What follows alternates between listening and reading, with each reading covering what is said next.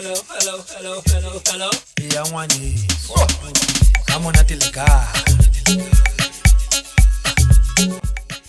Hello. Young one is. Ahamonatele kai.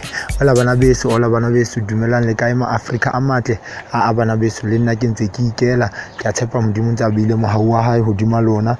So bana beso la tseba hore ke nna bitso la ka Fezile le bana ke Simmons aka Mr Die Hard Hustler /Zola 7 wa Hustle, and ha lo utlwa ha monatele kae ke nako ya Bridging the Gap podcast SA. So bana beso, as I always say, come on a Bridging the Gap podcast, we the topic tse lo reng re bua ka tsona most of the time.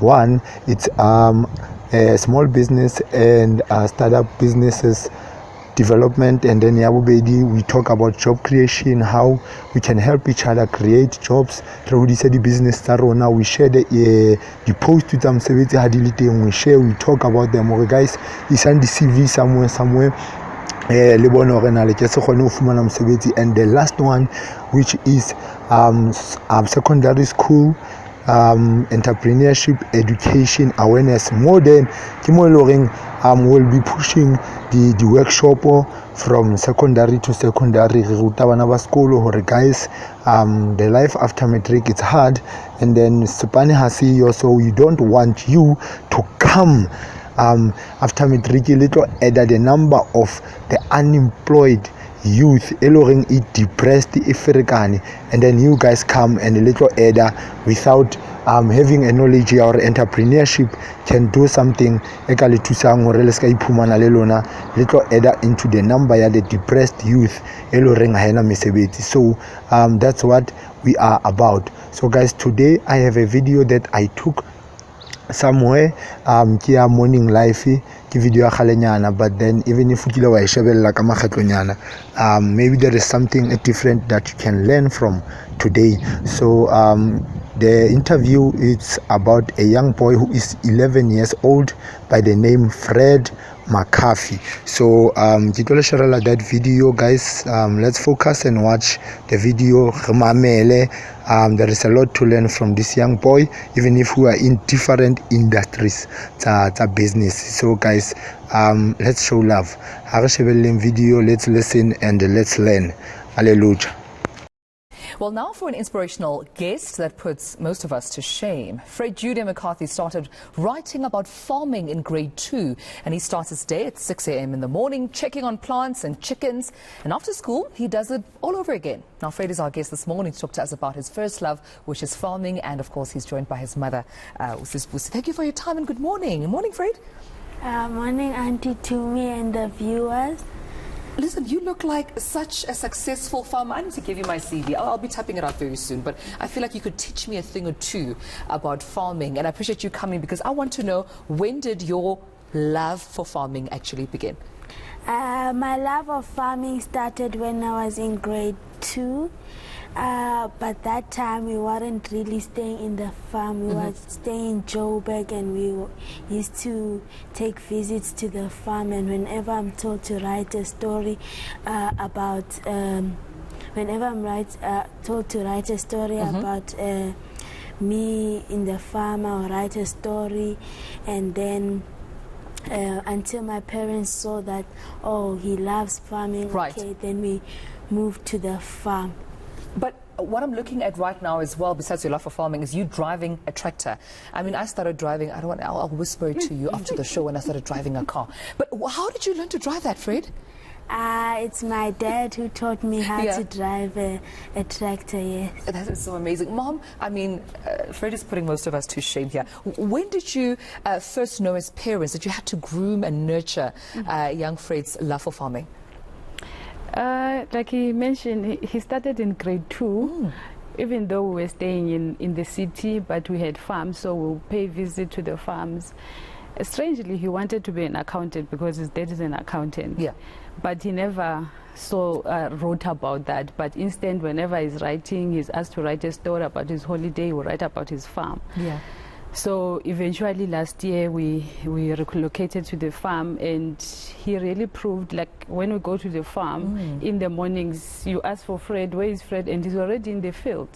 So his dad then last year started nurturing the love of farming. Yeah. And him waking up in the morning and going to the field. He doesn't want anything in the morning but to go to the field. To the field, yeah. And you were just telling me as well that he doesn't even need an alarm clock. He knows 6 a.m. he has to start because he's so particular, right, Fred, with your time. You have to wake up early, go to the farm. Otherwise, it messes up the rest of your day, putting us all to shame who press the snooze button very easily. So, Mum tells me that you're passionate about waking up, going into the farm, and that's important because it speaks to helping us learn how to grow our own food. Yeah. So what's then the process of preparing the land before then you start planting?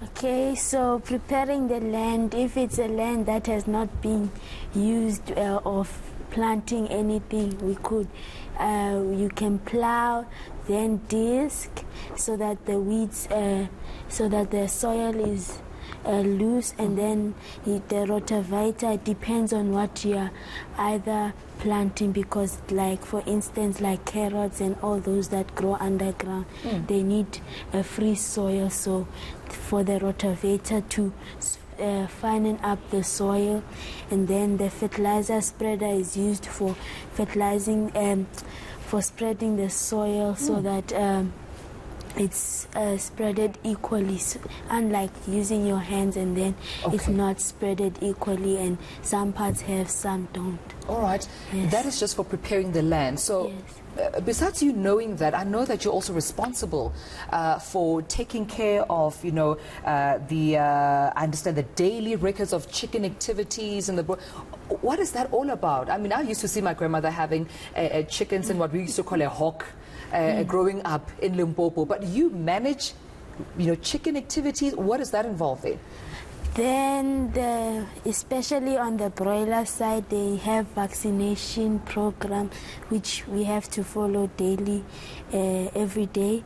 So, like we have a paper writing the dead chickens, because some die. You put in 1,000 and you're not writing anything. You don't know how many died. You don't know what happened. You don't know when to give them the vaccination, and you also don't know how old they are. So writing the chickens, the dead chickens, and making sure you give them the correct medication at the right time and start the correct feed at the right time. So Dad relies on you with that. He trusts you with that responsibility. Yes. Mom, I used to chase the chickens around. My grandmother used to scream at us for, you know, scaring the chickens out of the hoko back in Limpopo. How important is it then, do you think, it is for young children to know the skill of farming, the importance of growing your own vegetables, and basically being, you know, next farmers, up-and-coming farmers like Fred? It is actually very important, and even us as parents, we were taken by surprise that he has so much passion for farming, because it's a process that a child needs to know where your chicken come from, the one that is not just comes from the fridge or from a retail store. The process of growing the chicken, that is what he's doing, and that is what he's learning. That's amazing. And that is what he's teaching his peers as well. That is so beautiful. I have to let you go, unfortunately. I wish you had more time, but just lastly, let us in on your secret. When Dad asked you what you wanted for your birthday, what did you ask Dad to get you? I asked for a piece of land to plant my cabbages.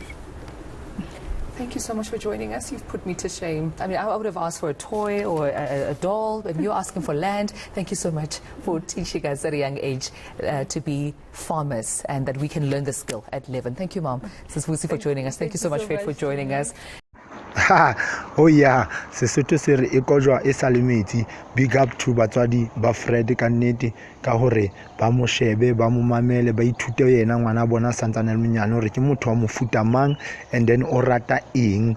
Imagine a boy so young ka birthday ya hae, ha motswadi a mmotsa hore na ke ka o rekela eng, a ba re no, ke kopa o nrekele lefatshe ke kgone ho tlo jala di cabbage. Wow. Wow, guys, I hope there is something that you have learned from this episode.